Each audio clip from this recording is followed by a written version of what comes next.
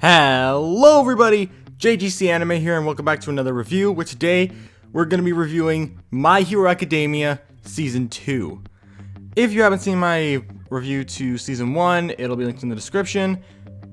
It's a little less interesting in ways. It's more of a how I go over the series, because in Season 1 I thought it was really overrated, but not bad.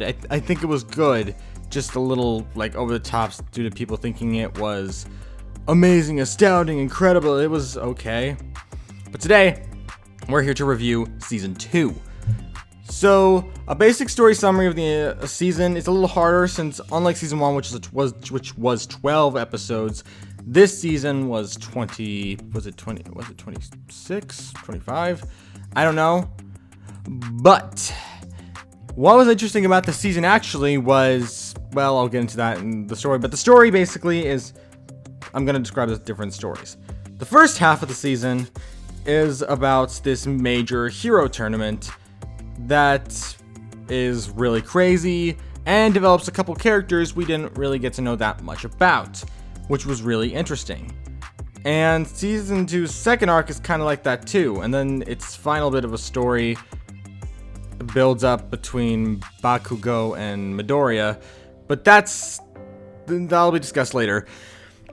And basically, it's interesting because the second half focuses more on Ida, the racing ace guy, and the final arc kind of focuses on Bakugo and Midoriya, and the first arc focuses more on Todoroki, and basically each arc kind of builds up on each character. So what I have to say I like about this season is definitely its story is definitely majorly better than Season 1's. I had a lot more fun watching the story, and the characters were great, the world was great. There was a lot of stuff that definitely made it a lot more fun to watch, and I definitely enjoyed it a lot more. Do I think it's Sword Art Online level? Like Sword Art Online Alicization level? No, but I do think it's pretty good. And overall, I do think this was definitely a lot more entertaining than the first season, and I had a lot more fun watching. And overall, the characters were a lot more likable this season. And if there had to be something I disliked, it'd probably still be the League of Villains. I still, like last review, I said, I still don't like them. I don't like the League of Villains at all. I'm more intrigued by the school life of the heroes more than the villains. I really do not care for the villains at all. I'm sorry, I really don't like the villains. Definitely enjoy the heroes, but really could care less about the villains. So, in spoiler-free thoughts, I have to say that I had a lot of fun with this season. I definitely enjoyed it. And Todoroki is a good character. Bakugo has grown a little more likable. Midoriya is interesting, but overall still kind of growing as a character. And he still has a lot to go. But overall, there's still a lot of fun. And Ida, who I considered kind of your generic ace character, like someone who always seems to be on top of things. He had a story arc in this, which was really interesting. I had a lot of fun with that. The whole storyline of the entire show's second season was definitely a huge upgrade from its previous season, adding on to and making better Season 2 on another level. That's all I can really say without spoiling too much, so I'm about to go into spoiler-free thoughts. Here's a timestamp to when the spoiler-free thoughts are over, and we're going to be at the conclusion. But yeah, I'm going to count down from 5, and that's when the spoiler section begins. 5, 4, 3, 2, 1. Okay, so, in spoiler-wise, I really liked the growth of Todoroki in this season, with his growth to build up his fire power, because if you know in the show, he has the abilities of fire and ice, but because he hates where he got his fire from, he doesn't want to use fire, which ends up leaving the fact that he now has to try to grow, and Midoriya helps him realize that he can use his fire and not feel like his dad, because that was his power, not his father's. And the fact that all that was just so good. I really enjoyed the growth of Todoroki, and I got to learn him, like, who he was as a character more and more, and it made him a better character for it. If there was one thing I wasn't as much a fan of, was definitely who won in the end, which was Bakugo. While the way he won, I understand, it definitely makes sense.